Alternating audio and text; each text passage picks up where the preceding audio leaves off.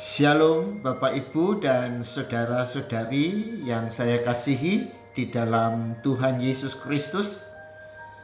Salam sehat buat kita semua dimanapun kita berada pada saat ini. Dan mari kita persiapkan hati kita untuk dipimpin oleh Roh Kudus di dalam memasuki kebenaran firman Tuhan yang akan kita nikmati dalam persekutuan dengan kuasa dan kasih yang akan terus menjangkau sampai setiap kedalaman hati kita, sehingga apapun situasi dan keadaan yang sedang kita hadapi, kita tahu bahwa Allah akan selalu ada bersama dengan kita. Mari kita berdoa.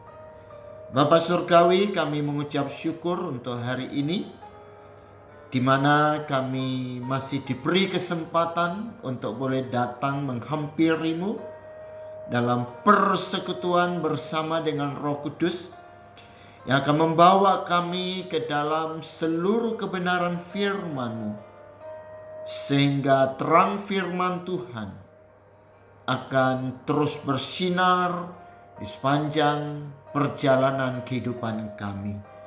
Urapi kami semua sehingga kami dapat memahami apa yang Tuhan kehendaki, dan juga berikan kami kekuatan untuk melakukannya demi hormat, kemuliaan, dan kesaksian kami sebagai orang-orang percaya. Terima kasih, dalam nama Tuhan Yesus kami berdoa. Haleluya. Amin. Ya. Bapak Ibu Saudara, hari ini kita akan membaca Alkitab kita yang tertulis di dalam kitab Efesus pasal 5. Kitab Efesus pasal yang kelima, ayat yang pertama sampai ayat yang ke-21. Hidup sebagai anak-anak terang. Demikian firman Tuhan. Sebab itu jadilah penurut-penurut Allah seperti anak-anak yang kekasih. Dan hiduplah di dalam kasih sebagaimana Kristus Yesus juga telah mengasihi kamu dan telah menyerahkan dirinya untuk kita sebagai persembahan dan korban yang harum bagi Allah. Tetapi percabulan dan rupa-rupa kecemaran atau keserakahan disebut saja pun jangan di antara kamu, sebagaimana sepatutnya bagi orang-orang kudus. Demikian juga perkataan yang kotor, yang kosong atau yang sembrono. Karena hal-hal ini tidak pantas, tetapi sebaliknya ucapkanlah syukur. Karena ingatlah ini baik-baik. Tidak ada orang sundal, orang cemar, atau orang serakah, artinya penyembah berhala, yang mendapat bagian di dalam kerajaan Kristus dan Allah. Janganlah kamu disesatkan orang dengan kata-kata yang hampa, karena hal-hal yang demikian mendatangkan murka Allah atas orang-orang durhaka. Sebab itu janganlah kamu berkawan dengan mereka. Memang dahulu kamu adalah kegelapan, tetapi sekarang kamu adalah terang di dalam Tuhan. Sebab itu hiduplah sebagai anak-anak terang. Karena terang hanya berbuahkan kebaikan dan keadilan dan kebenaran. Dan ujilah apa yang berkenan kepada Tuhan. Janganlah turut mengambil bagian dalam perbuatan-perbuatan kegelapan yang tidak berbuahkan apa-apa, tetapi sebaliknya telanjangilah perbuatan-perbuatan itu Sebab menyebutkan saja pun apa yang dibuat oleh mereka di tempat-tempat yang tersembunyi telah memalukan. Tetapi segala sesuatu yang sudah ditelanjangi oleh terang itu menjadi nampak, sebab semua yang nampak adalah terang. Itulah sebabnya dikatakan, bangunlah hai kamu yang tidur, dan bangkitlah dari antara orang mati, dan Kristus akan bercahaya atas kamu. Karena itu, perhatikanlah dengan seksama bagaimana kamu hidup. Janganlah seperti orang bebal, tetapi seperti orang arif. Dan pergunakanlah waktu yang ada, karena hari-hari ini adalah jahat. Sebab itu janganlah kamu bodoh, tetapi usahakanlah supaya kamu mengerti kehendak Tuhan. Dan janganlah kamu mabuk oleh anggur, karena anggur menimbulkan hawa nafsu. Tetapi hendaklah kamu penuh dengan roh, dan berkata-katalah seorang kepada yang lain dalam mazmur, kidung puji-pujian, dan nyanyian rohani. Bernyanyi dan bersoraklah bagi Tuhan dengan segenap hati. Ucaplah syukur senantiasa atas segala sesuatu dalam nama Tuhan kita Yesus Kristus kepada Allah dan Bapa kita. Dan rendahkanlah dirimu seorang kepada yang lain di dalam takut akan Kristus. Bapak Ibu, saya pikir semua kita sudah terlalu sering lah ya, sangat familiar dengan istilah terang. Ya, terang. Ya, Yesus adalah terang dunia, dan kita sebagai orang-orang percaya adalah anak-anak terang. Nah, bagaimana hari ini kita kembali diinformasikan bahwa sebagai orang-orang percaya yang sudah mengalami ciptaan baru, dilahirkan kembali oleh Roh Kudus dan firman Allah, dan telah mengalami penebusan Kristus, berarti kita harus hidup dalam terang. Nah, hidup dalam terang itu artinya apa? Nah, hidup dalam terang itu artinya melakukan firman Allah, mencari kehendak Tuhan. Jadi terang itu adalah sesuatu yang tampak, jelas, dan terlihat oleh mata. Terang itu juga sudah pasti akan meniadakan kegelapan. Jadi artinya, di mana kita ada, maka tidak ada sesuatu yang tersembunyi. Karena apa? Ya karena memang terang dan gelap tidak mungkin ya berada dalam satu tempat yang bersamaan. Nah, boleh jadi apakah terangnya yang padam ya, atau kegelapannya yang hilang oleh karena hadirnya terang. Jadi coba Bapak Ibu Saudara ya, ketika kita berada di tengah-tengah orang yang tidak percaya Yesus, apakah kita tetap menjadi terang? Atau malah terang kita menjadi redup? Dengan berbagai alasan tentunya. Nah, Paulus mengingatkan kita sebagai anak-anak terang yang tentunya harus memiliki pola hidup, pola pikir, pola gaul yang berbeda dengan anak-anak gelap. Ya, dalam ayat yang ketiga, tetapi percabulan dan rupa-rupa kecemaran atau keserakahan disebut saja pun jangan di antara kamu, sebagaimana sepatutnya bagi orang-orang kudus, dan seterusnya. Ya, saya pikir ya dari aspek etika dan moral ya tentu kita semua pahamlah ya masalah ini. Ya. Apalagi kita sebagai anak-anak Tuhan yang hidup baru, ya, yang sudah hidup dalam Roh Kudus, ya, yang memiliki tingkat spiritualitas.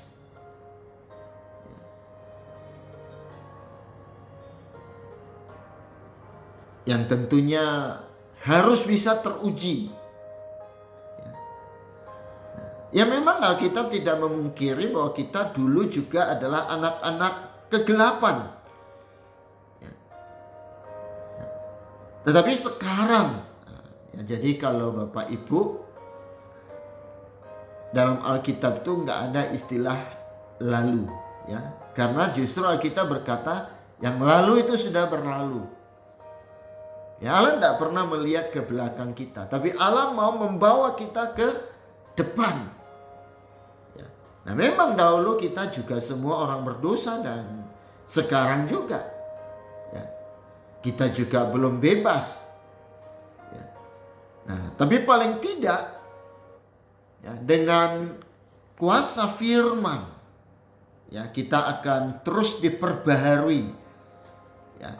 Oleh pekerjaan Roh Kudus kita akan terus diperbarui ya, sebagaimana dalam Roma pasal 12 ayat 1 dan 2 ya. Nah, jadi kita sebagai orang percaya, kita sebagai orang Kristen ya tentu memiliki masa lalu ya. Nah, kita memiliki masa lalu ya. Tetapi hari ini ya kita tidak lagi terbawa oleh kehidupan masa lalu kita. Karena Paulus juga berkata yang lalu sudah berlalu. Kita harus menerbitkan sesuatu yang baru dalam hidup kita. Ya, jadi memang kita ada dalam bayang-bayang yang masa lalu. Kita memiliki kisah lama. Tapi sekarang kita hidup sebagai orang-orang yang memiliki status yang baru. Ya. Nah, oleh sebab itu Paulus berkata supaya jangan kamu berkawan dengan mereka, ya ayat 7. Ya. Ini bukan berarti kita nggak boleh bergaul ya dengan siapapun, ya termasuk orang-orang jahat. Ya. Dengan tujuan untuk mempengaruhi mereka. Ya, untuk menerangi mereka yang masih hidup dalam kegelapan. Tapi artinya kita nggak boleh lagi mengambil bagian dalam perbuatan-perbuatan kegelapan. Ya. Nah, jadi Bapak, Ibu dan Saudara, ya Tuhan Yesus kan juga datang ke dunia ini untuk bergaul dengan orang-orang berdosa. Dengan tujuan apa? Ya. Nah, bukan untuk berkomplot dengan dunia. Nah, tapi membawa mereka keluar dari dunia. Ya. Ya. Dan kemudian diutus kembali ke dalam dunia. Untuk menjadi terang bagi dunia. Ya. Ya. Dan Alkitab berkata kalau kita hidup dalam terang, maka yang kita hasilkan itu ada 3 hal yang utama. Kebaikan, keadilan, dan kebenaran. Nggak ada keadilan tanpa kebenaran. Ya, karena kebaikan, keadilan, dan kebenaran inilah yang menjadi karakter daripada Kristus. Nah, hidup kita sebagai orang percaya harus mencerminkan Kristus.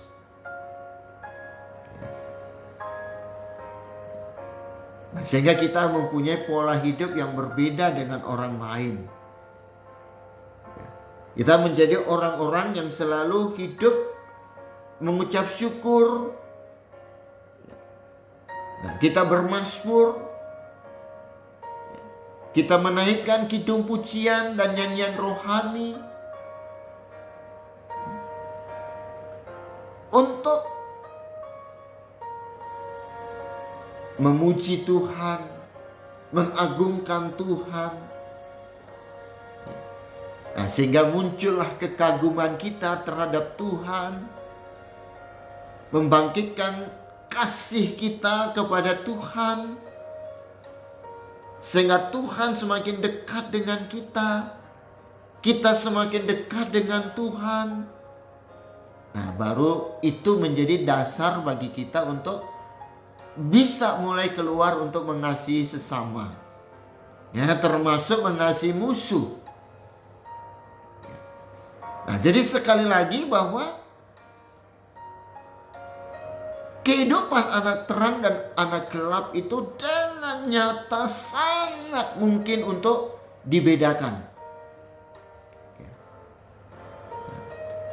Jadi kita walaupun ada di tengah-tengah mereka, bergaul dengan mereka, tapi kita sekali lagi tidak lagi turut mengambil bagian dalam perbuatan-perbuatan kegelapan.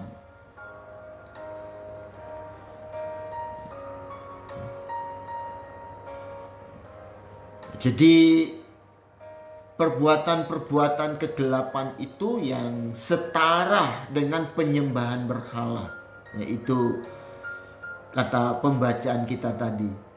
Percabulan, kecemaran, keserakahan, perkataan kotor, perkataan hampa, perkataan sembrono.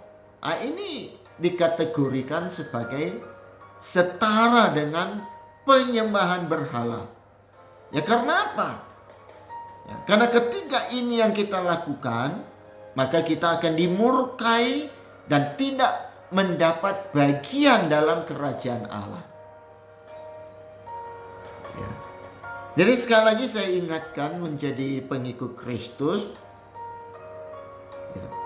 bukan sekedar membawa orang ke surga,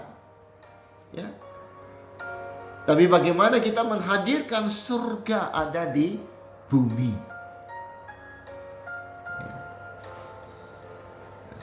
Nah, oleh sebab itu melalui Paulus, Allah begitu tegas menyatakan bahwa hidup kita jangan lagi tercemar, ternodai oleh kuasa dosa dan kegelapan. Jadi sebagai orang Kristen kita tidak lagi bermain-main dengan dosa, karena Alkitab berkata menyebut dosa saja itu sudah memalukan. Karena kan perbuatan diawali dari pikiran. Pikiran keluar dari perkataan dan perbuatan.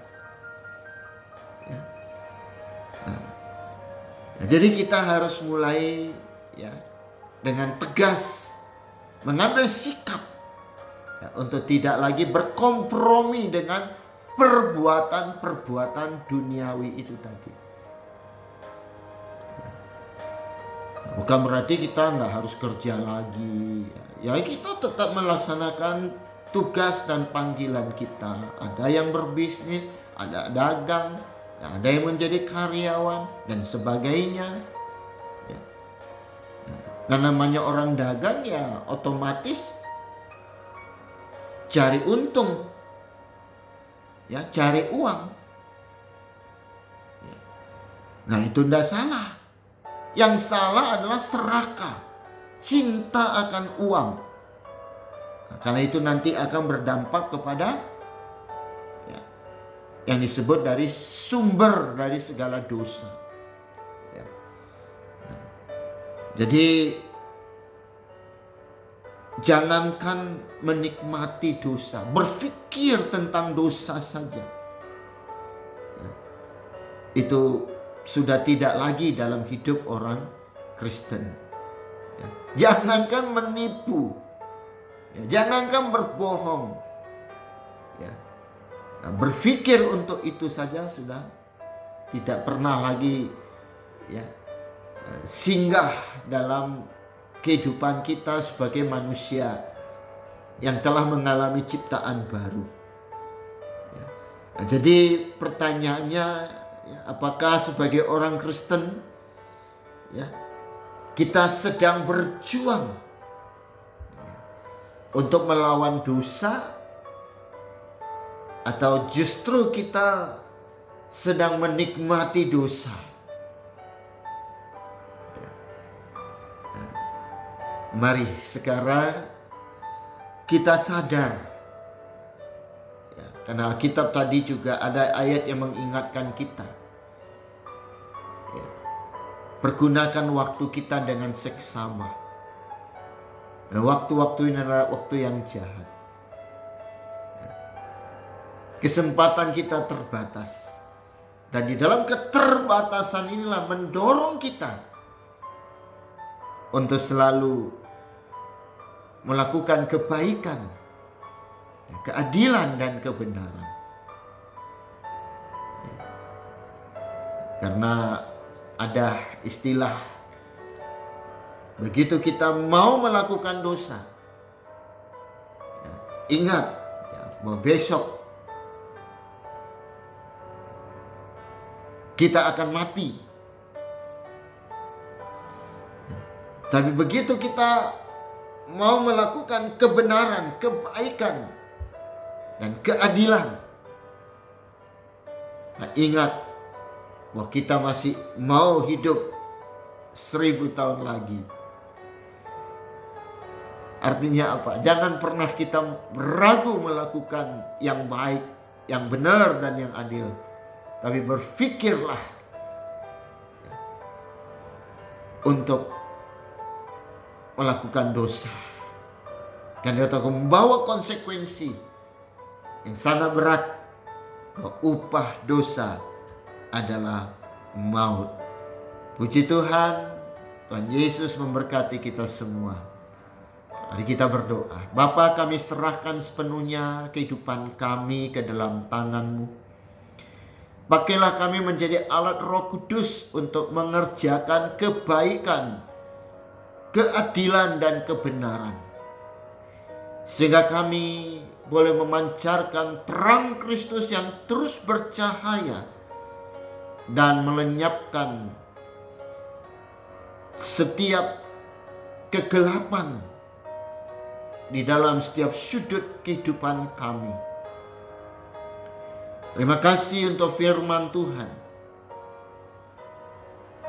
Terpujilah nama-Mu kekal sampai selama-lamanya.